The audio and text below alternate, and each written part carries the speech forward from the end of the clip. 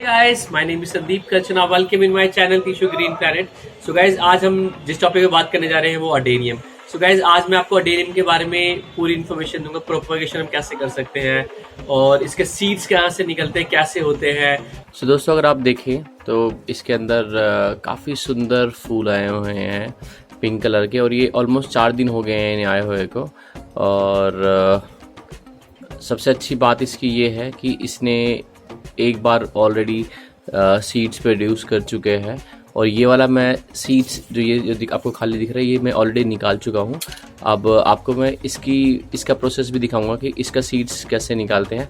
आप देख रहे हैं तो मैंने ये इसे बांध रखा था बिकॉज़ इसके सीड्स काफ़ी हल्के होते हैं, हवा में उड़ जाते हैं।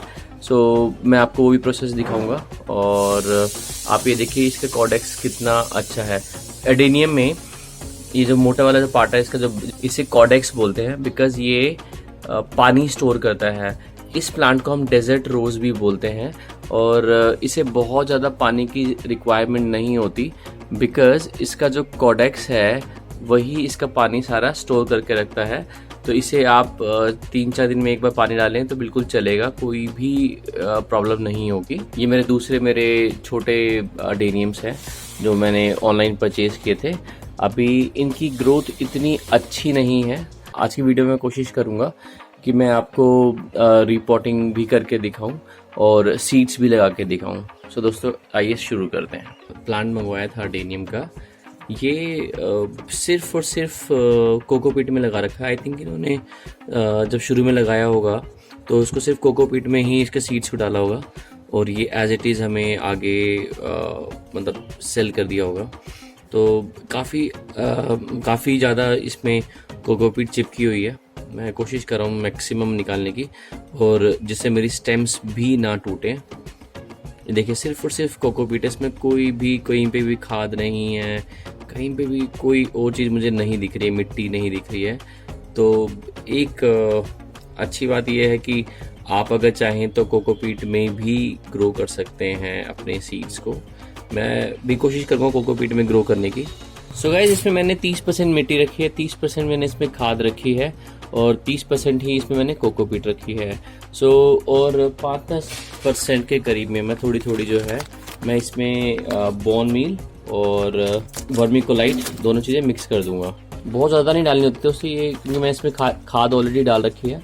बस ये कि ये जो बोन मील है ये थोड़ा सा स्टेम्स वगैरह को और अच्छा मतलब अच्छे फूल लाने के लिए और हेल्दी रखने के लिए थोड़े से ये मतलब बेनिफिट देगी। तो मैं हल्का सा इसका इस्तेमाल कर रहा हूँ। ऑप्शनल है बट आप डाल देंगे तो अच्छी बात है। मैं इसे अच्छे से मिक्स कर लेता हूँ।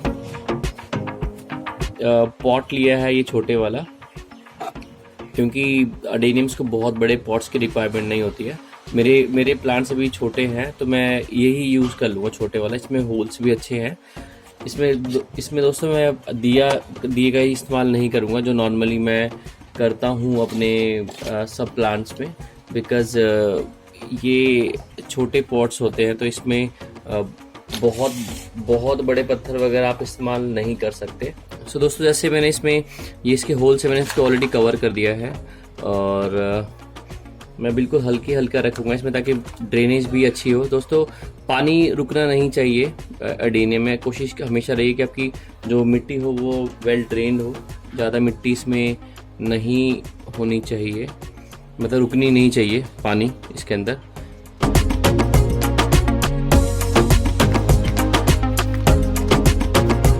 सो दोस्तों, मैंने मिट्टी से काफ़ी भर दिया है। अभी थोड़ी सी स्टेम हल्की सी हिल रही है जो इसका कॉडेक्स है, बट दैट इज़ नॉर्मल, क्योंकि अभी उसको थोड़ा सा जड़ पकड़ने में थोड़ा सा टाइम लगेगा।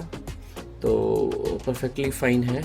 और मैं इसमें अभी एक बार अच्छे से पानी दूंगा बार क्योंकि इसमें ज़्यादा पानी की ज़रूरत नहीं होती, लेकिन अभी मैंने बिल्कुल नया लगाया है ताज़ा, तो थोड़ा सा मुझे पानी इसमें अच्छे से देना एक बार चाहिए।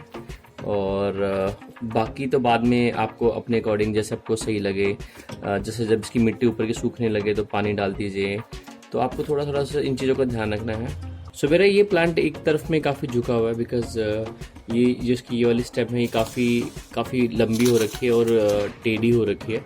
मुझे उसको थोड़ा सा लाइट करने के लिए मैं इसकी जो स्टेम है ये वाली, इसको मैं थोड़ा सा कट कर देता हूँ, जिससे जब नेक्स्ट टाइम जब लीव्स वगैरह आएँ थोड़ी सी और अच्छे से आएँ और इसके अंदर फ्लावर भी आए। दोस्तों मैं काफ़ी टाइम से इसको रखा हुआ है, लेकिन एज इट इज़ रखा हुआ था बिकॉज बीच में मानसून आ गया था और मानसून में इसकी कटिंग वगैरह नहीं करते हैं और रिपोर्टिंग वगैरह नहीं करते हैं, तो मैंने उस टाइम पे इसकी रिपोर्टिंग नहीं करी थी। तो मैंने अभी इसलिए रिपोर्टिंग करी बिकॉज अक्टूबर है और अभी करूँगा तो थोड़ा सा बेटर रहेगा, बिकॉज समर्स में भी विंटर्स में थोड़ा सा चल जाएगा ये, क्योंकि विंटर्स में थोड़ा सा इसके पत्ते और फूल वगैरह मुरझाने लग जाते हैं, तो थोड़ा सा इसके लिए उस टाइम पे वो सीज़न इसके लिए परफेक्ट नहीं होता, बिकॉज इसको समर्स पसंद है। तो थोड़ा सा हमें इस चीज़ पे ध्यान देना पड़ेगा। तो मैं इसकी ऊपर की जो ये वाली लीव्स हैं इसको भी मैं कट कर रहा हूँ हल्का सा, पिंचिंग बोलते हैं दोस्तों इसको, प्रूनिंग या पिंचिंग। सो दोस्तों आइए स्टार्ट करते हैं सीड्स का प्रोसेस। सो दोस्तों ये है अडेनियम के सीड्स। अडेनियम के सीड्स ऐसे देखने में, ये अगर आप देखें तो ये ऐसे होते हैं, बिल्कुल अलग टाइप के सीड्स होते हैं दोस्तों। ये दो इसमें लगे होते हैं आपके। अगर आप देखें तो मेरे काफ़ी सारे एडेनियम के सीड्स काफ़ी सारे निकल गए अपने आप ही। ये कल ये जो एक इसका जो पार्ट था वो पकने के बाद में अपने आप खुल गया और काफ़ी सारे सीड्स इसमें निकल गए हैं। और जो ये वाला पार्ट है दोस्तों ये अभी कच्चा है, कल शायद इसको एक हफ्ते में ये भी पक जाएगा। तो दोस्तों ये मेरे अडेनियम के काफ़ी सारे सीड्स हैं, तो मैं इन्हें कल सुबह ग्रो करके आपको दिखाता हूँ कि कैसे अडेनियम के सीड्स हम लगा सकते हैं, कहाँ पे कितनी इसको क्या क्लाइमेट चाहिए, कैसा टेम्परेचर चाहिए। सो मैं सब कुछ इसमें कल सुबह लगाऊंगा, बिकॉज अभी धूप बहुत तेज़ है। सो कल मॉर्निंग में मैं इसको कवर करता हूँ दोस्तों। सो दोस्तों ये देखिए काफ़ी सारे सीड्स निकल गए हैं मेरे पास में अडेनियम के। तो दोस्तों इसको जो सीड्स होते हैं, जैसे मैंने पहले ही बताया कि आपको इसको बहुत ध्यान से रखना पड़ता है। और जो ये वाला पार्ट है ये बीच का, ये आपका मेन सीड है। तो आप इसको बाकी को जो इसको है आप इसको हटा दीजिए। और ये जो सीड है आपका, ये आपका मेन सीड है। तो आप इसको जब तक आप यूज़ नहीं कर रहे इसको एयर टाइट कंटेनर में डाल दीजिए। और दोस्तों इसको आइडियली आपको 3 महीने में यूज़ कर लेना चाहिए। सो ये मैं सबको हटा रहा हूँ। मैं कोशिश करूँगा कि मैं इसको जल्दी से जल्दी मैं इसको यूज़ कर लूँ, नहीं तो ये फिर ख़राब हो सकते हैं। सो दोस्तों ये सीड्स मैंने सारे निकाल लिए हैं और इसकी जो कॉस्ट है वो नर्सरीज में या फिर सीड स्टोर पे 15 से 20 रुपये है, कहीं पे 10 रुपये में मिल जाते हैं। सो जो अच्छी वैल्यू के हैं वो 20 रुपये के मिलते हैं। सो ऑलमोस्ट मैंने 15-20 रेडी कर लिए हैं। सो गाइज कोशिश करूँगा कि ज़्यादा से ज़्यादा जर्मिनेट हो पाए, अपनी तरफ से पूरी कोशिश करेंगे। Let's hope for the best. So दोस्तों मैंने अभी 2 पॉट्स का यूज़ किया है। सो मैं एक बड़े वाले पॉट में, ये वाला जो बड़ा पॉट है इसमें मैं ये न्यू सीड्स को लगा रहा हूँ। और तो दोस्तों ये तरीका लगाने का इसका ऐसे है कि आप इसको हॉरिजॉन्टली लगाना है, इसको वर्टिकली मतलब इसको खड़ा नहीं करना है इसको, बिकॉज़ ये ऐसे ही लगते हैं। और 1-1 इंच का मैं इसमें गैप छोड़ के इसको लगा रहा हूँ।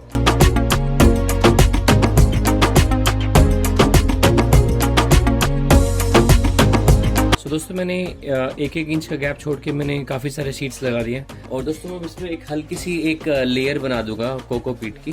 कोकोपीट दोस्तों बहुत हल्की होती है तो कोई दिक्कत नहीं होगी। आप इसमें सैंड की भी एक लेयर बना सकते थे, मेरे पास में अभी सैंड की थोड़ी सी कमी हो गई है। सैंडी के पास थोड़ी सैंड की कमी है। सो दोस्तों मेरा निकनेम सैंडी है। सो दोस्तों मैं अब इसको एक पॉलीथीन से कवर कर रहा हूँ, जिससे इसका मॉइस्चर बना रहे हैं, ये इसकी हेल्प करेगा। एक तो ये कवर करने से दोस्तों दो फायदे होते हैं। एक तो इसका मॉइस्चर बना रहता है और दूसरा सीड्स बहुत अच्छे से बहुत जल्दी से जर्मिनेट होते हैं। सो ये एक फ़ायदा हमेशा रहता है आपको जब भी आप इसको कवर करते हैं पॉलीथीन से। तो दोस्तों वेट करते हैं एक हफ्ते बाद की।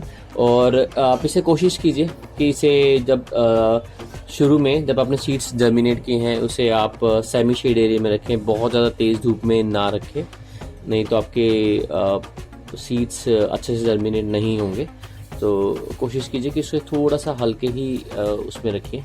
मतलब हल्की रोशनी में रखिए लेकिन धूप में ना रखिए। सो दोस्तों ये है अडेनियम के 3 दिन के बाद की अपडेट।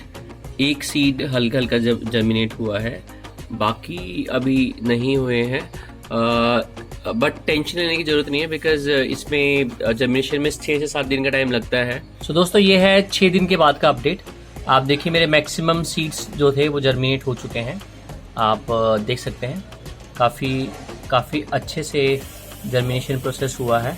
सेकंड वाले में थोड़ा सा इसमें हल्का सा कम है प्रोसेस, मतलब जर्मिनेशन की जो सक्सेस रेट है, बट ये बड़े वाले पॉट में काफ़ी अच्छे से हुआ 6 दिन बाद में।